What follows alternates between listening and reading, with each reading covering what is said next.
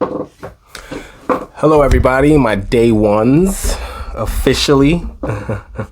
Thank you for joining me on this journey. This is 11 kilometers per second. This is a channel where we talk about the things that hold you back and the things you need to do to soar, to shoot for the moon and end up amongst the stars, as they say. And by stars, I don't necessarily mean celebrity. I mean greatness. And so today's topic is about greatness. I had an epic fail yesterday, and that's okay because the fewer epic fails that you have on the road to the riches and diamond rings, the further you are from your destination, because you are going to, in fact, it's a prerequisite. And that's what, the pain, this is what we talk about, right? The pain of the failure, the pain of being judged, the pain of trying and exerting energy and not getting what you want is what causes a lot of us to stop. And the truth is that it is a prerequisite to get into where you're going to go. Again, I've said this multiple times, and people also say this all the time. Nothing that I'm saying is new and unique. And in fact, I think most of us understand and know this. And so, you know that you got to fail. You got to fail if you want to be an expert. You have to know all the ways in which it doesn't work so that you can always understand the nuances and figure out exactly how to get to where you're going. In any case, epic fail yesterday. LeBron James has this new podcast with JJ Reddick. And in the podcast, there was a little snippet where he talks about the requirements for greatness. So first he starts talking about discipline. He says, people don't really understand what discipline is. Like, if you want to be great, he says, you have to, in fact, we'll just play the clip. Let's play the clip. You have to have the ability, when it comes to discipline, it's like you have to sacrifice loved ones.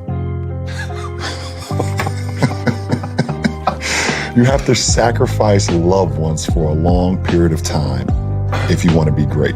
It is very unfortunate, and you feel it at times. You know the saying: if it's too hot, get the hell out of the kitchen. Sometimes you just gotta get out of the kitchen because it gets hot.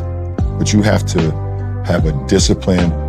Sometimes you have to sacrifice loved ones in order to be great because they don't understand what it means to, I am getting up every single day at 5 or 6 a.m. And when I get home after everyone leaves the gym, I want to take a nap. So now you're sacrificing your loved ones because you're not spending time with them.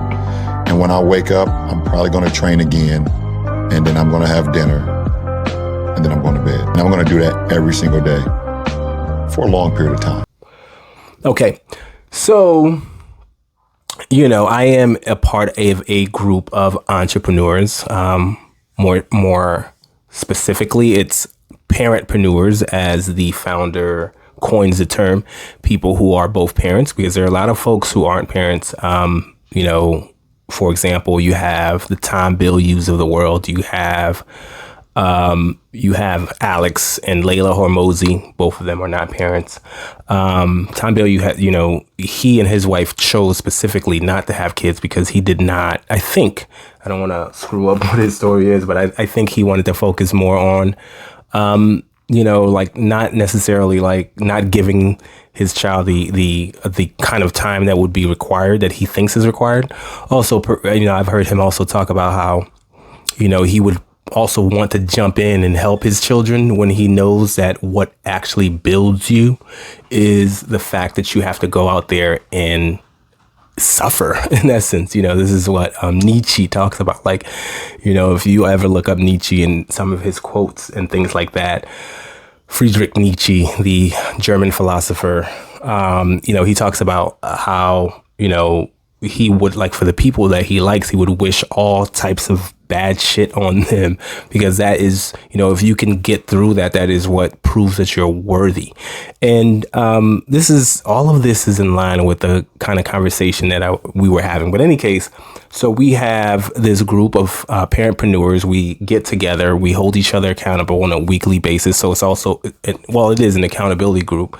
But the beauty of it is because entrepreneurship and, success in general is lonely. Like you have to have a vision that a lot of people don't necessarily see yet. You have to strive for something and opt out of other things that perhaps the friends that you were with, aren't willing or able to go on that same path. Or if they are, maybe they're on their other path and, you can't connect. And so a lot of times it's very lonely. And this is what LeBron was talking about. He's like, you have to sacrifice your children. You have to sacrifice. He didn't say children. He said loved ones. But, the owner of the founder of the group called Push, name is Dion Dalton. I've talked about him in previous episodes. He talked about that and he said, the part of this that I don't agree with is children, right? Like we can sacrifice everybody else. We can sacrifice all the loved ones because they make their choices. They wanted to be with you or they don't want to be with you. But your children did not choose to be here. And so you can't sacrifice them. You have to do what is necessary to make sure that they come out all right, and not necessarily even all right, but they come out good, because there's a difference between all right and good. And so, I differed with that. And that's what, I was like, no, I think he's right. Like, I think we spend way too much time, babying and coddling kids. And I think we do way more than is necessary because we want to, feel good about what we did. And amongst other things, and I'll talk about all those different things. But what that led to was, an interest from the group that everybody had, not everybody, but a few people had some thoughts. It was one of the more, because we meet in the mornings and we get together, but we do our own individual works. And then every once in a while we break, like every half an hour we break and we're like, do a little chatting. But this one went over because it's usually like a 5 to 3 minute chat while we take a break. But then this one went over because a lot of people had opinions on it. I was like, oh, this would be a great topic. Let's just get everybody together, because I've been trying to get some folks together to, make this a little bit more interactive and therefore a little bit more interesting. And so it's like, yeah, let's get together. Let's do something. And so I rented a studio in DC. Everybody, got together and got there. Everybody's like, there's a few folks that was online, so they just joined me. I was using StreamYard.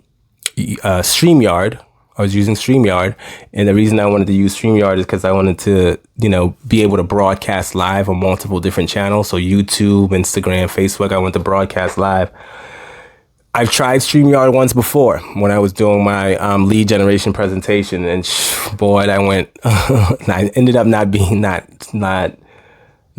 broadcasting. I ended up not recording. Like whatever was going on, like it recorded a blank screen, of whatever I was sharing, and it just recorded a blank screen. So that was the first epic fail. I had to. So what I ended up doing was like re-recording the entire thing, the presentation that I gave in person. I re-recorded because I wanted to have the recording so that I can share later on. Any case, so second try with this again.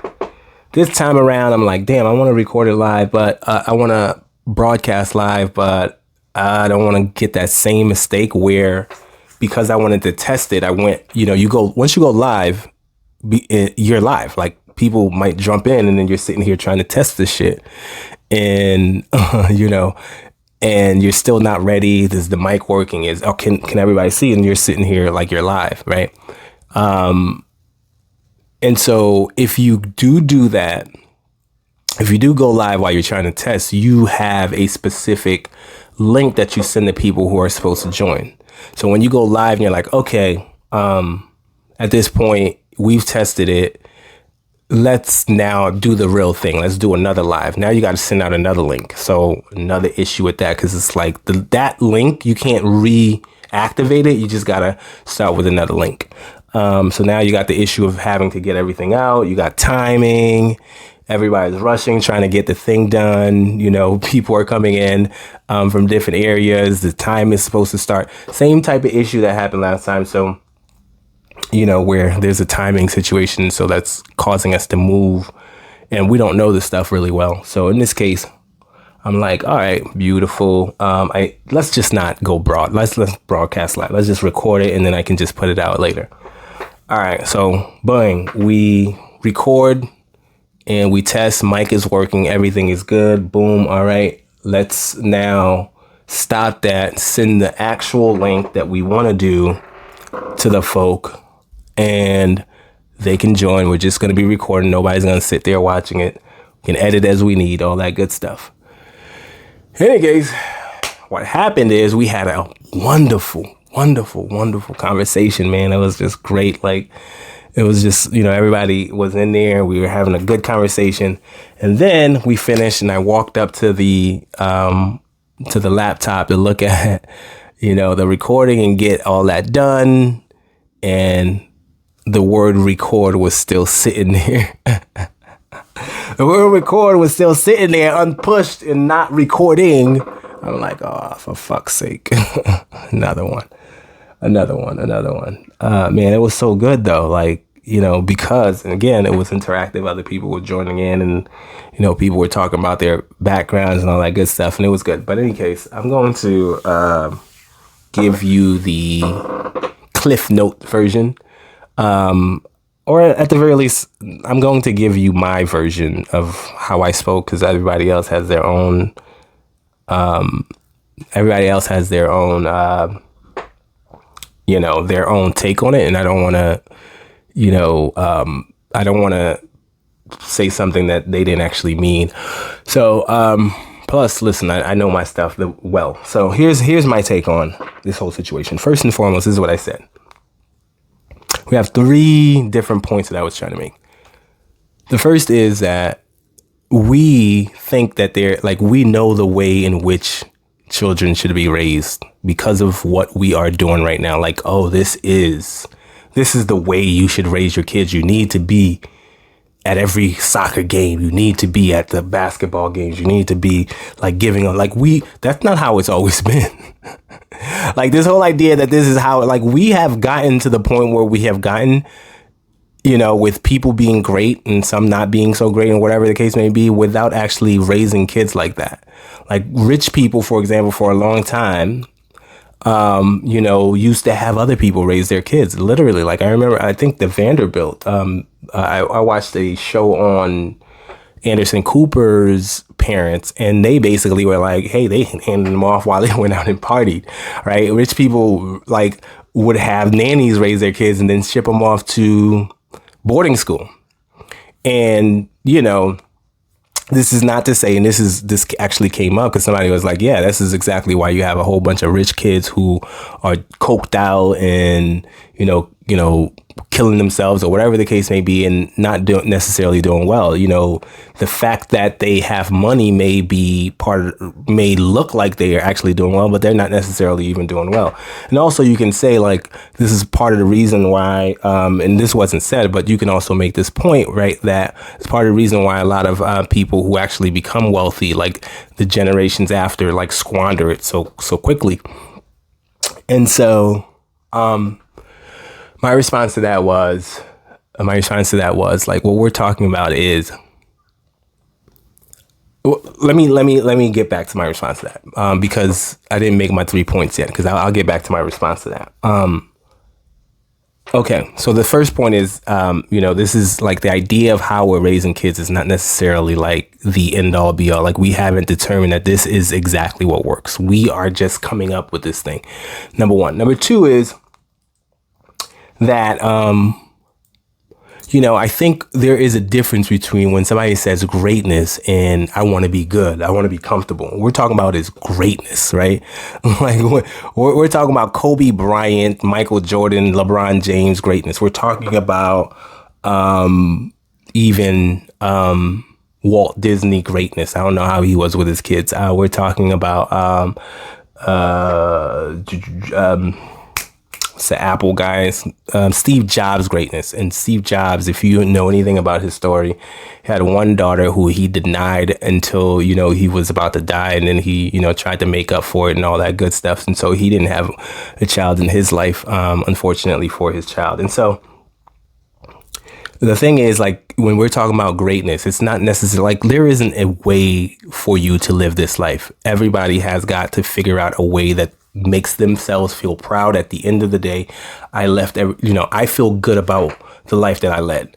So I'm not going to sit here and tell you that this is the way that it has to be done. I'm going to tell you what I feel like. I feel like our purpose is, for my own self, is I think everybody has the responsibility to maximize his or her potential. His or her potential, not your child's potential, because your child has the responsibility to maximize his or her own potential. And so that's what I feel like we need to do, in which case, if you do maximize your potential, I think you are great.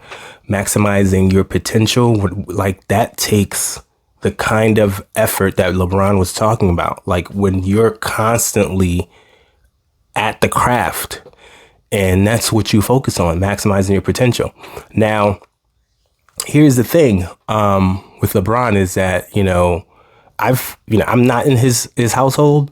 I wasn't in Kobe's household when he was alive either, but it seems to me like Kobe's daughters and LeBron's kids still feel that warmth and that love. And, he may not be there all the time, but I don't think they feel like he doesn't care. And this is the point that I was trying to make. Like, I think we do way more than what is required. When we're talking about raising kids the way that we're saying they need to be raised these days. And when I say by we, I'm talking definitely me as well. I have grown ass kids. And so this is what I felt was necessary as well when I raised my kids. They're raised for the most part. I thought it was necessary for me to spend that kind of time taking the basketball practices and all that good stuff. Like, but when you think about LeBron, I see him on TikTok doing like silly dances with his daughter and his wife. I see him at basketball games. But when he describes his life, he talks about how he will wake up 5 a.m, 6 a.m, whatever it is, be at the gym all day, come back, eat, and back to bed. And his daughters and his family, I keep on saying daughters, his family can't, relate to, they can't understand that a lot of times. But that's what's required for greatness. And yet I would venture to guess, because I'm not there again, that they feel that. And this is what brings me to another point too. This brings me to another point too about, Patrick Bet-Davis. Patrick Bet-Davis, he's, he has a company called Valuetainment. I think he made his wealth off of insurance. And now he's also, he puts out long form messages on wealth building on YouTube. And so one of the things that he has, and I'm going to put the clip here, is he talks about the cost of greatness too. So let's watch that. Something very emotional happened today. Tim Grover was in town. Tim Grover is the trainer of Kobe Bryant, Michael Jordan. He was on The Last Dance. He wrote a book called Relentless, and his book is coming out, Winning. And he did his first live interview with me here in Boca Raton. And we're sitting down talking. And one of the chapters in his book, page 103, by the way, we got to get his book, but one of the chapters, page 103, he talks about how winning is selfish. There is no such thing as balance in winning. It just doesn't exist. And he tells the story. He says one day he's packing his bags, he's getting ready to go on the road, and he's traveling, right? He's packing all this stuff and he's getting ready to go. And his 5-year-old daughter looks at him and says, "Daddy, where are you going?" He says, "Daddy's traveling." And the 5-year-old daughter at the time says, "Why do you have to travel so much?" And Tim says, "I have to travel a lot because Daddy travels so I can take care of you, Mommy, so I can put food on the table." And he says his 5-year-old daughter takes a break, looks away, and then she comes back and looks at his daddy. And he says, "When I heard these words, he says, it's the most difficult words I've ever heard in my entire life." That's what he says in his book. I'm prefacing what he's saying, but that's pretty much what he's talking about with the statement that she made to him. Daughter looks at Tim and says, "Hey, Daddy, if I eat less, will you stay home more?" Did you hear what I just said? She said, if I eat less, will you stay home more?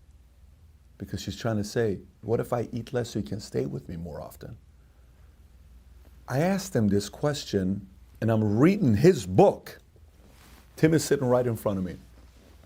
You'll see it in the interview when it comes out on May 19th.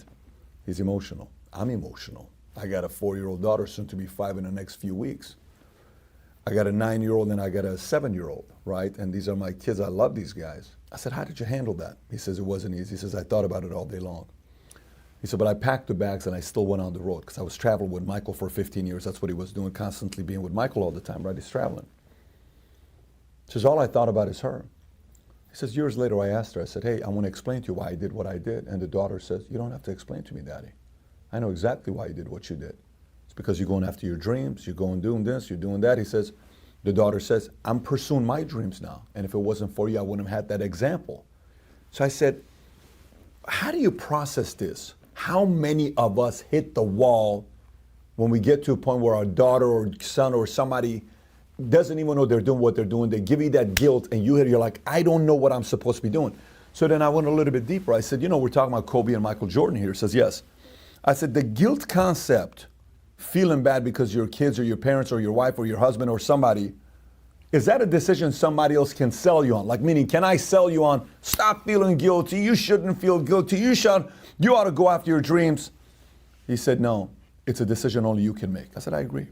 I've never tried to convince somebody to spend less time with their wife or their kids or anything. It's more a decision you got to make. So I said, let me tell you a story. We went to Louis Bossi and we were eating there. It was myself, himself, and Sherry, and we had a great time. One of the best lunches we ever had. We had a very good connection together, and I said, I want to tell you a story about my dad. He says, yeah, what's that? I said, when I first had my son, Patrick Tico, he was 6 months old or something like that, and I went to my dad, I said, Dad, when I was living in Iran with you, you would travel, you would work 6 days out of the week, and you would leave 5 a.m. in the morning, and you'd come home at 8:30, and you expected us to be in bed by 8 o'clock because your standards, so we wouldn't see you but Fridays. In Iran, Friday was the Saturday or Sunday of here. I said, and on Sundays, you were an early bird. You'd wake us up at 6. We'd go to Park Shahan Shahi. Then we'd go to church, a Syrian church. Then we'd go to grandma's house, eat her food. Then we'd come back home. You'd take a 2-hour nap. You'd listen to your music with the headphones you would put on with the old music he would listen to. Then he would come back, have dinner, watch a movie, and then we'd go to sleep, right? I said, when I calculate the days you spent with us in 10 years that we lived in Iran together when you and Mom were still together, it's 52 days a year. Times 10, 520 days out of 3,650 days. You had 3,650 days in 10 years, but you only saw us 520 days. Did it bother you? Do you ever regret that as a father? Without any hesitation, I don't know what he's going to tell me. Like, I'm 33 years old and I'm asking him this question. No hesitation. He says, no regrets. I said, Dad, don't tell me this because you're protecting your ego. Do you feel like you regret any of it? Like you wish you would have worked less to spend more time with us? He says, 0. I said, come on, Dad, you can't tell me that. He says, I'm telling you, 0. So now he's getting past. I said, why? He says, what is my job as a father? Isn't my job as a father to teach you and raise you to be strong so you can be independent without having to rely on anybody else? Meaning you can stand on your own 2 feet and you can go out there and take your own family and take care of it. Isn't that the job of a father? Yes. How are you doing? I said, I'm independent. I said, then I did my job right. He says, I don't regret any of it. He says, I enjoyed every minute I had with you guys. I had so much fun with you and Paulette. I said, that's very good to hear because as a man now that I'm getting through the next phase, I like hearing that from my own father. But I said, I want to say something to you as well. He says, what's that? I said, it's crazy that I'm 33 thinking about this. I'm 42 now. When I talked to him about this, I was 33. I said, I'm 33 sitting here thinking about this with you, and I also don't have any regrets that you weren't there. He says, what do you mean? I said, to me, it was the normal thing. Everybody in Iran, you're working. I said, I saw other dads that weren't workers. And sometimes they didn't have money and they were going through challenges. My daddy worked his ass off to provide. How lucky I am to have a father that provided for me. I said, I wanted you to know from me that I also have no guilt for you. You're the best thing that ever happened to me as a father. I love you and I appreciate your example. We had a very unique moment together, right? I got kids, I'm kind of going through it, and my dad and I have a very good relationship. So let me wrap this up so you kind of get the idea with the point. So Tim says, Pat, you know why I didn't feel guilty? He says, what? He says, if you're away from your family or you're at a bar getting drunk, you're a bad dad if you're doing that, because you don't have moral authority. Why would you not spend time with your kids over drinking and going to a bar? Why would you not want to be there instead of going and hanging out and just doing other kind of stuff? Why wouldn't you want to spend more time with your kids, right?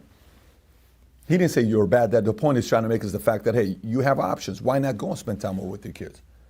He said, but if you're away from your kids, you better make it count and you better win. That is the only way they're forgiven.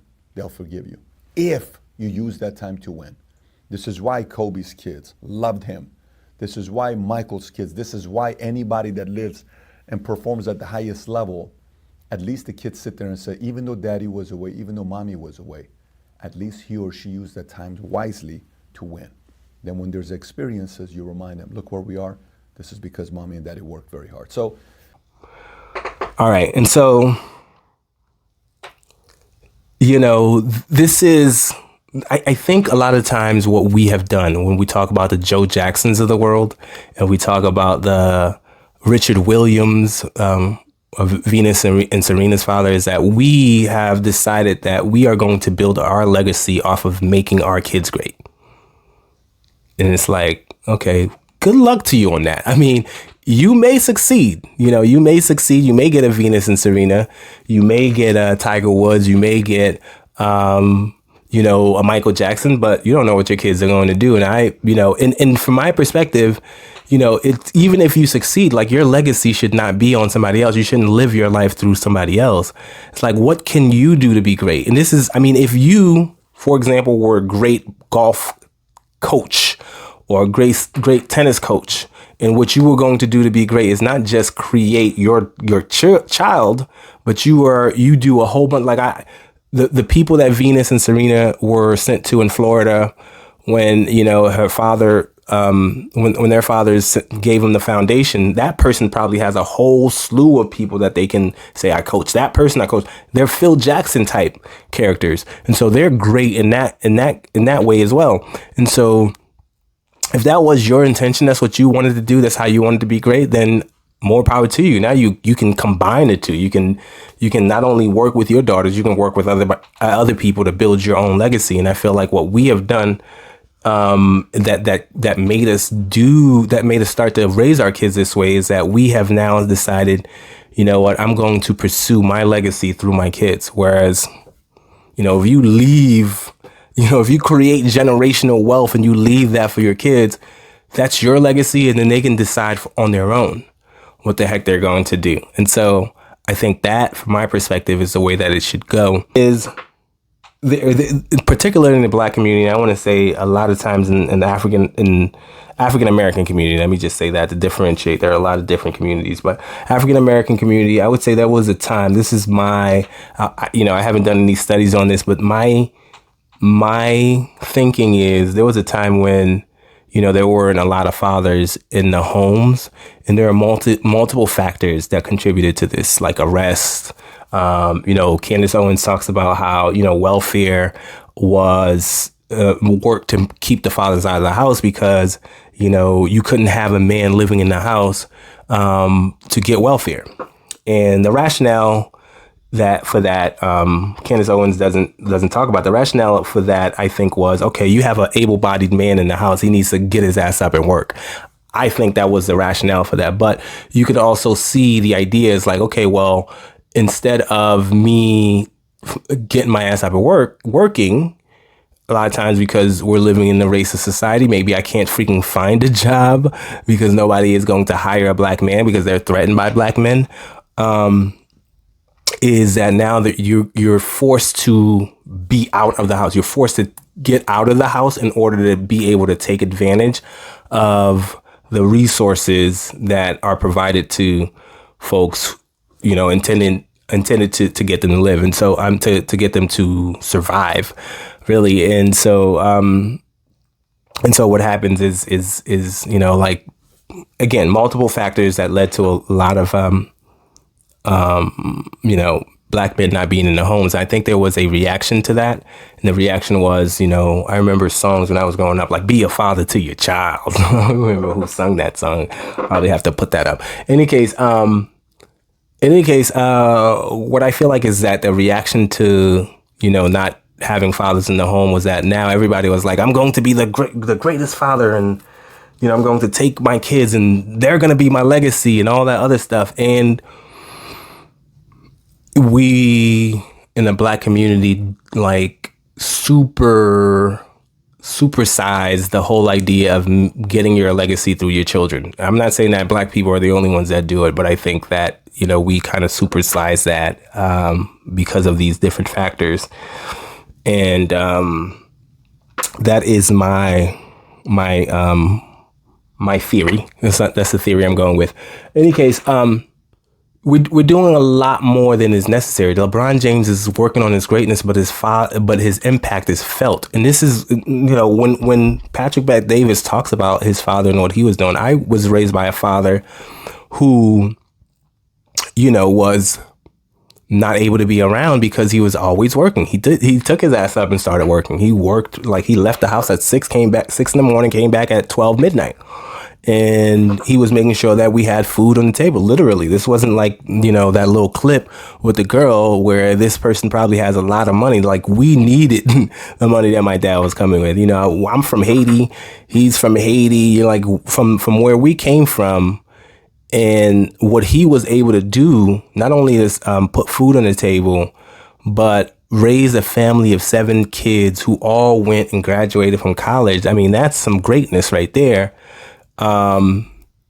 If you really think about it. And so, I can tell you that although he wasn't necessarily working on his greatness, on his own greatness, he was working to provide for us. I can tell you that his not being there constantly, not being at my every games or all the other stuff, did not leave me feeling like I didn't get the impact of his guidance. And that, like, focusing on education was one of the biggest things. That's why we all actually graduated. Focusing, like, there's a lot of different lessons that I learned because he was able to have that impact. And the biggest thing, that brings me to the point of when we were talking about whether or not, wealthy kids are, they become coked out and all that good stuff. And so what I knew for sure about my dad is that he cared, and I knew it because he showed it. He modeled it. It's not because he was there all the time. It's because he modeled it when he was out here working his ass off. When he had time with us, he took us to the beach when he had the time. I remember that it was one of our first beach trips. And so, for a fact that he cared. And that's the factor that we need to weigh. It's not whether or not you're rich, because there are rich parents who care and rich parents who don't. You have poor parents who care and poor parents who don't. And it's that caring that matters most of all, because that will translate. Kids are not dumb. Yes, sometimes you don't know all the things that you need to do. So like, one of the participants in the podcast that we attempted to record was talking about how she definitely felt loved by her single father who had to take care of her. But she also felt trapped, is the word she used. And, and it's hard for you to know everything. Not hard. It's impossible for you to know everything that you should be doing, at any given time, right? It's impossible. I'm pretty sure that if her father knew, that she felt trapped, I'm pretty sure, the lady the woman didn't even know herself what that feeling was at the time. So she probably couldn't even articulate it to her father. But even if she could have, if he knew, and B, if he knew what to do to alleviate that, he'd be able to do it within a short amount of time. Or without that same amount of time that we insist on providing to these children, in disservice or at the expense of our own pursuit of our own dreams and our own pursuit of our own greatness. And so, I want to say that, I don't listen. I raised my kids. I was there, so I'm not. I understand the sentiment. I understand the emotions around that. And so when I say these kids, what I mean is, you are supposed to love your kids, but I think the idea even of calling it sacrificing your loved ones is wrong. I think we're calling it sacrifice because we have adopted, we have subscribed to the idea of the way in which we need to be raising these kids and how much time and energy should be put towards them. And I think more than anything, that is a reflection of our own needs. Like, we wanted to feel good. Like, I know part of the reason why I was there for my kids is because my dad wasn't around. Like, he couldn't be around. And I wanted to be around the way that he wasn't able to be around. And it's like, you feel like you needed that. Like, this is what I would have wanted for myself. And so I'm now going to give it to my kids. And like, you're really trying to raise yourself, the little hurt boy or girl that was there. And you're like, I'm going to raise myself. I'm going to make myself feel better by providing all of these things to my kids. It's not even really what is needed, though. You're saying it's needed. You're thinking it's needed because you felt like you needed it. But the truth is that, we are bought into this world like dependent. We're bought into this world very dependent, right? And so as a result, we depend on the people who take care of us. And so at some point when they have to tell us no, when they're not around, we may feel unworthy. And this is what all of everything is, that like we feeling like less than, feeling devalued, feeling like we're not worthy is what causes all kinds of problems in this world. And, the jealousy, envy, anger, all that stuff is because we're like, oh, we're not worthy. But the fact is that the idea that what we're going to do to make you feel worthy is to coddle you, is to give you the time and attention and all this stuff, I don't think is actually the way to do it. I think that, human beings can be what they call anti-fragile. And that means that the more you attack it, the more you beat up on this thing, the stronger it gets. It's kind of like, there's some X-Men who does this. Like, they take on like the beating and then they get stronger as a result. Hulk is like that, I believe. Who's not an X-Men, but still in the Marvel universe, like the angrier, with him, it's like the angrier he got. So, obviously if you're beating him up, he probably gets more angry, the stronger he got. And I think human beings are like that. And so the same way that we need to, for ourselves, do what we like, experience the failures, experience the setbacks and keep on ticking. It's the same thing that our kids need. But because we're feeling like, oh my God, I wanted all of these things. And maybe these are the things that are actually pushing us to go and do to become great. I wanted all of these things. Let me give it to them. And in a way, you're kind of robbing them of having the experience of having to freaking figure this shit out on their own and become great themselves, because you're just taking it all away from them. And so, like, no, I don't think that we need to provide all of these, all that time. If we care, we're going to provide the guidance. But more than anything, it's the modeling. You going out and pursuing your dreams fearlessly, quote unquote, with fear, but doing it anyway. Going out and putting in the work, getting up, showing them how hard it is because you're out there constantly working. I think that is the biggest thing that you can do to show your kids. And then, I personally also don't think that the kids would actually mind as much as when we're talking about sacrifice, right? We're calling it sacrifice again because this is what we've subscribed to for living. And I think the kids also have subscribed to it because we're telling them that's how you're supposed to do it, right? We're looking at these sitcoms, these TV shows and shit and say, hey, this is how it's supposed to be done. And they're like, well, why is that not happening? Or, we go into the games and shit and the parents are there and your parents happen not to be there because he's working his ass off. And they're like, I feel like I'm missing out. It's not necessarily even because they're missing out. They are just thinking that they are missing out because they're comparing themselves to other folks. But let's say we all played the same game, everybody be like, yeah, that's how it's done. Like, all right, go pursue your own goals and we'll figure it out. And we're good. We understand our parents love us. Yes, he's doing what he needs to do. I'm going to go do what I need to do. But when you go and compare yourself to the next family, then everybody's going to be like, oh, he's being sacrificed. No. Some people are sacrificed, but I don't think what LeBron does is sacrifice. The only way LeBron was wrong was in calling what he does sacrificing his loved ones. I don't think he does. I think he's doing exactly what he needs to do, and he's modeling greatness for his loved ones, and they need to take their ass up and do the same. Don't do that Monique shit with this grown ass man talking about some, my mom wasn't there. Like, you're a grown ass man, bro. Get over it.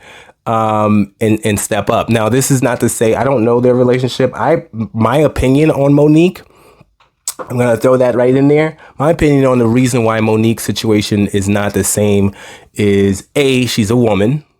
So the woman is supposed to be the one who's at home being nurturing and not pursuing their dreams, which is BS, right? She's a woman. And if it was a man out here working all the time, they probably wouldn't get the same kind of response. So many freaking men are out here that doing the kind of things that the women who their wives or who stay back at home are doing, right? Like for the most part, nobody has said anything about Kobe. Nobody has said anything about Kobe not being there. LeBron James had to say that he is not there himself. Nobody's going to grow up and say LeBron James wasn't there, or Michael Jordan. You know what I'm saying? So that's number one. She's a woman. And so people are like, oh, you needed to be at home, coddling this little boy. And then the second reason is I think Monique is notorious for not being just being combative, she's notorious for being combative, and whether she's right or wrong, I don't know. I'm not in all of the situations, but she seems to me like the kind of person who, instead of, that dude came back and had a conversation with the daughter and was like, hey, I got to put food on the table.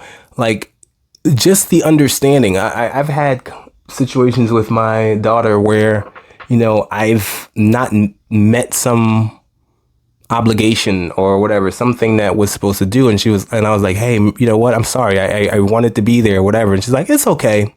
That's it. Everybody wants to just be acknowledged, bro.